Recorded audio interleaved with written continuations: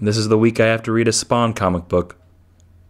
What? We're recording? Hi, I'm Jason Inman, and I love to read comic books. That's why on the week of June 5th, I read every Image comic book that was published in the world. I'm going to give each of these comic books a buy it, read it, or skip it rating. But before we get into those reviews, don't forget to go to majorspoilers.com, the comic book website where they know you love comic books, and we do too. Now enough of this jibba jabba, let's get into some reviews. 68 Jungle Jim number 3. This week on Sci-Fi, Jungle Jim, a man in a gas mask, fights the overwhelming horde of zombies in Vietnam. Coming soon to a theater near you. Actually, coming soon to an Image comic book for you. 68 Jungle Jim is a guy that wears a gas mask. He fights zombies. He's in the Vietnam War. You know, it's one of those ideas you're like, how did somebody not make this idea into a movie? Why is it just a comic book? This should be a movie. And it's actually pretty good. The art is pretty gritty. It looks a little cartoony in sometimes, but if you like the Vietnam War, and who doesn't, and you like zombies, and who doesn't, then you're gonna like 68 Jungle Jim. The only problem I have with this book was that sometimes the word balloons can overwhelm the art. There's sometimes a little bit too many. Maybe this is a first-time writer. I don't know. They often say that that's the mistake of a first-time writer. I don't know that information. But overall, I still like this. I would say this is a read it. Bedlam number 7. Fraser Irving had something to do with this book? Then why isn't it more awesome? And there are bullets that go tat-tat-tat-tat-tat-tat. I have never heard a bullet go tat-tat-tat-tat-tat-tat-tat. I mean, more like bang, bang, bang, and pow-pow-pow, and kapow, kapow, kapow, but not tat-tat-tat-tat, tat-tat-tat-tat, tat-tat-tat-tat-tat. This review is going to be nothing but bullet sound effects.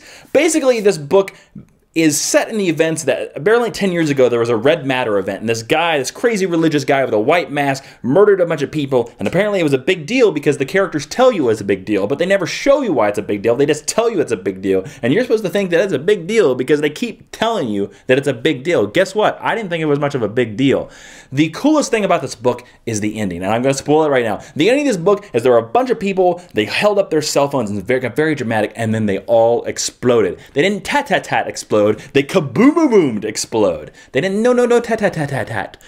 That idea in itself, the ending, is so interesting that it should have been the inciting incident of the book, and it frustrates me to no end that it wasn't the inciting incident of the book. Now, I haven't read any of these previous issues. Maybe the previous issues aren't as bad as this, but Bedlam number 7, I'm giving you a skip it. Black Aker number 7. There are a lot of engaging character moments in this book. I have no idea what's going on in this book, but there are a lot of very engaging moments. A man that doesn't want to part with his daughter. A man giving a really deep monologue in a cave full of skulls, because, you know, when you have deep monologues, who doesn't want to have it in a cave full of skulls? I know I do. I mean, either a cave full of skulls or, you know, a cemetery. One of the two. But sometimes the cemetery is booked, if you know what I'm saying. But this book also has a lot of religion in it. It's steeped in religion. It's very intriguing. And this book is intriguing enough that I'm going to go find some other issues about it.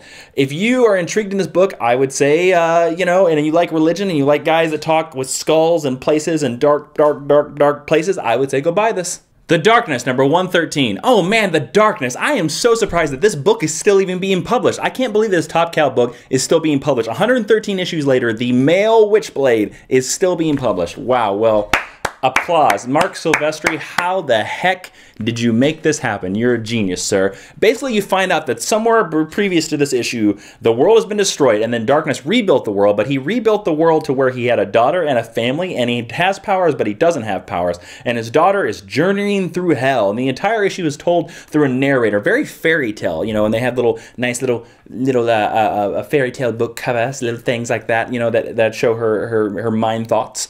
And she passes a test through the demons, and she learns her name is Hope, of course, you know, because we can't be cliche in this book. No, we can't. And Hope finds out that she needs to just learn and trust her powers. And then her and her daddy have a perfect ending, and that's the end. And it's a nice little done-in-one issue that's about a fairy tale. And you know what? I actually liked it. And that's the biggest surprise of it all. And deep down in his heart, Jason found himself surprised to like The Darkness. Yeah, that's what I just said. Buy it. East of West number 3. You know when you see half-page white graphics that it's gonna be a Jonathan Hickman book. That's his signature, half-page white graphics. He did it in Avengers, he did it in FF, he's doing it now in East of West. There are a lot of engaging ideas here. There's a man in all white riding across the plains. There's science fiction in this thing. There's demons, there's the devil, there's a love story buried in below all the layers. But like Jonathan Hickman's, all of his book, it's layer upon layer upon layer. And if you read it by the single issues, it may not be as compelling. I would still say read it, but you know what? Buy the trade. Sorry, Jonathan Hickman. I'm a big promoter of your trades, but not so much your single issues. So buy the trade, read the issue. Mice Templar Legend number 3. You know, I'm not a real big fan of mice. Just throwing it out there right now, I'm not a big fan of mice. And I've heard a lot about this book over the years, and this is the very first time I've ever read it. But you know what? I'm just one of those guys. I can't really take a book that stars mice seriously. It's a personal thing about me. So go ahead, internet. Go ahead and hate me. Hate away, internet. Hate away because I don't like mice. I just don't. I'm more of a guy that wears red capes kind of comic book guy. Not the talking mice under this, you know, whatever. The art was really good. You should check that out. So I'd still say this. So read it. Perhapanauts, Danger Down Under number 5. There are a lot of crazy colors in this book. There are a lot of people fighting animals in this book, and there is a squirrel that talks about people not being his Facebook friends. This is like crazy science fiction fan fiction. Skip it. Savage Dragon number 188. You know, the only other previous book of Savage Dragon that I've read is the very first issue. And so, will I be able to survive the 187 issue jump? I don't know. But you know what? This cover is fantastic. This is the cover of the week. So much Golden Age, I love it. So now the book apparently stars the Savage Dragon's son. And the Savage Dragon himself is being sentenced to life imprisonment. And basically, this is the ultimate Silver Age book. And this book has a lot of punching in it. A lot of punching. There's too much punching. Does that much punching make the book good enough to buy? Nope. Skip it. Son of Merlin number 5. Do you know what stilted art is? It's art where the comic book artist looks like he's just tracing over pictures of famous people or his friends, and so the art has like no energy and no movement. Well, that's all the art in this book, sadly. And also this book, it's called Son of Merlin, and Son of Merlin's a great title, and you'd be like, oh, this book should be amazing. Well, guess what? It's not. It really tries to be like BBC's Sherlock and a modern reimagination of the tale of Merlin, but it just doesn't come off. It just comes off as cliche, because Merlin wears a black coat, and they go to Stonehenge, and they do this, and all the people are all talking like this in every panel. It's like, hello, I'm Merlin. Hi, I'm Arthur Pendragon, but I'm not actually in this book. And every panel looks like this, over and over and over again. So I'll say, skip it. Spawn number 232. Oh, wow, this was the book of my high school when I had so much rage and hormones that I just wanted to read about a demon assassin killer that come back to Earth to kill things with a big red cape and darkness in alleyways.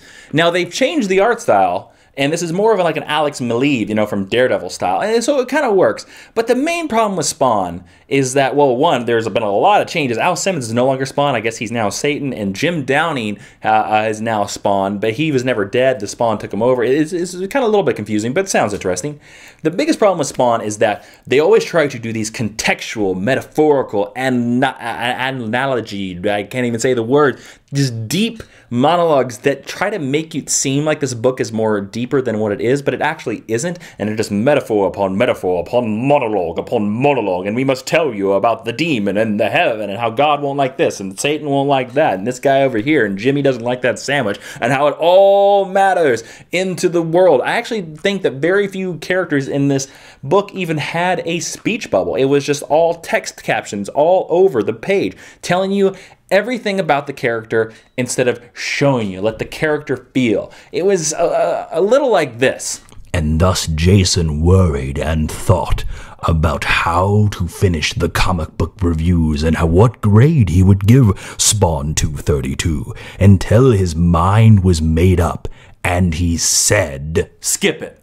10 Grand number 2. What an interesting book, but I would expect nothing less from J. Michael Straczynski, the creator of such great books like Midnight Nation. Basically, there is a guy out there who is killing people for angelic purposes, and every time he dies in the cause of right, he gets to spend 5 minutes with his true love. Only 5 minutes, and it's a very fleeting 5 minutes. And this is just a book with such great ideas. There's a demon that inhabits a human, and when he inhabits the human, the flesh rots. The human doesn't live, which is amazing. So you can always spot a demon because he stinks and stuff like that. There is a club that has a secret incantation hidden into the music that your ear can't hear, but your soul can hear, so it can activate a giant spell.